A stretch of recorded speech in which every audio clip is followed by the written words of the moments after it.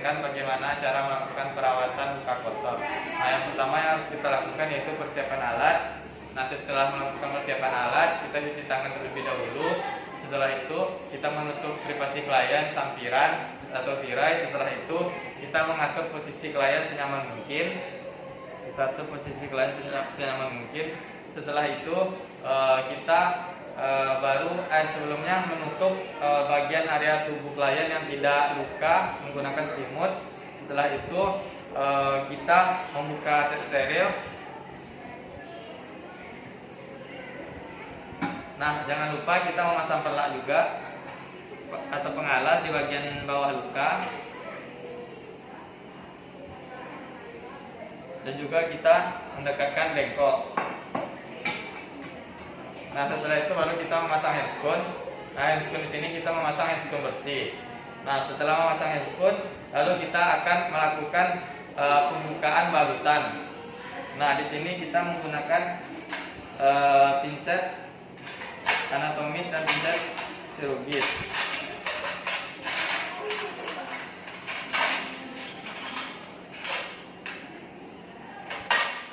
Di sini kita terlebih dahulu mengambil kapas alkohol. Kita celupkan ke NaCl.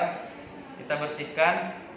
Maksud saya kita basahi plesternya. Nah, di sini kita basahi seluruh plester bertujuan agar lebih mudah untuk membuka balutannya dan pasien tidak kesakitan saat dibuka plester atau balutan. Kita buka secara perlahan seperti ini.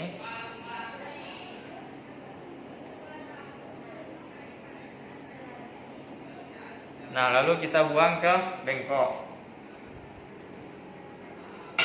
Nah, setelah itu lalu kita akan melakukan observasi, lihat di balutannya apakah ada infeksi atau tidak seperti darah atau pus, dan juga kita infeksi bagian area luka apakah ada perdarahan, pus atau infeksi.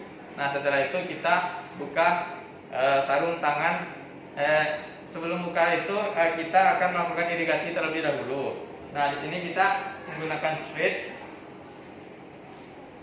Nah, irigasi ini menggunakan NaCl. Terlebih dahulu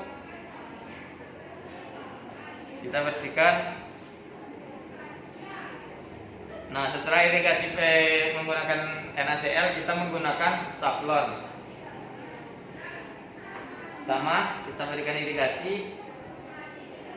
Nah, setelah itu, setelah melakukan irigasi, baru kita membuka handscoon, ganti handscoon bersih. Maksudnya handscoon steril.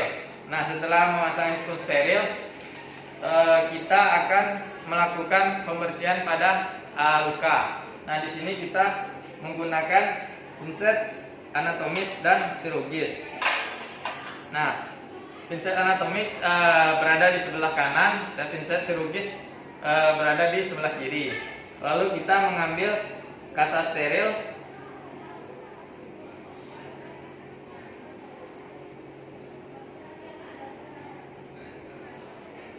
Nah, kita mengambil kasa steril, kemudian kita membasahi menggunakan NaCl.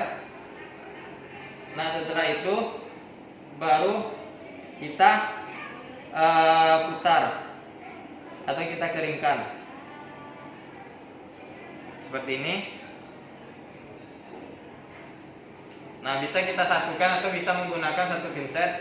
Nah, di sini kita membersihkannya menggunakan yaitu tekniknya dari dalam ke luar atau daerah yang tidak terkontaminasi ke terkontaminasi seperti ini, dari dalam keluar.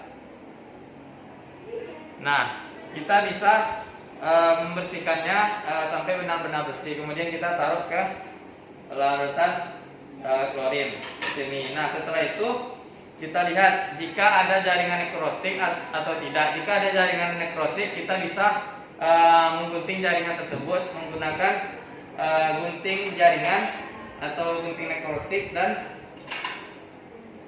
pinset chirurgis. Kita ambil jaringan yang sudah mati atau nekrotik, yaitu jaringan yang sudah menghitam. Kita ambil, kemudian kita gunting, kemudian kita buang ke bengkok. Nah, setelah itu kita bisa mengeringkan terlebih dahulu. Setelah itu kita juga bisa memberikan betadine jika terindikasi. Kemudian setelah itu kita akan memasang balutan. Nah, menggunakan kasa steril. Nah, kasa ini bisa menggunakan prinsipnya lembab kering dan kering-kering.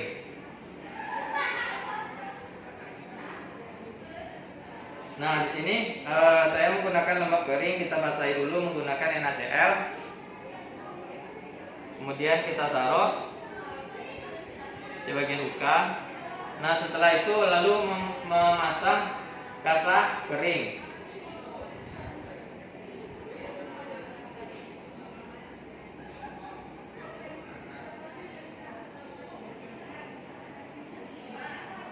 Nah, seperti ini. Nah, setelah itu kita bisa membuka sarung tangan agar lebih mudah untuk memasang plester.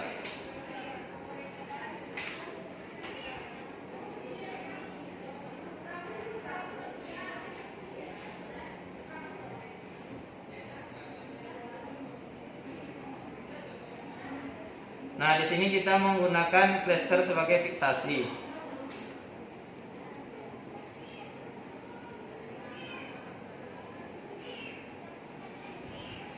Nah, setelah terfiksasi, lalu kita akan membereskan alat, bereskan semua alat yang telah kita pakai. Nah, atur posisi klien senyaman mungkin, kita buka perlaknya. Nah, setelah selesai, lalu kita akan melakukan pendokumentasian. Nah, di sini kita mencatat kaji respon klien selama tindakan. Kemudian setelah itu kita melakukan kontrauto. Nah, mungkin itu saja bagaimana cara melakukan perawatan pada luka kotor. Terima kasih. Assalamualaikum warahmatullahi wabarakatuh.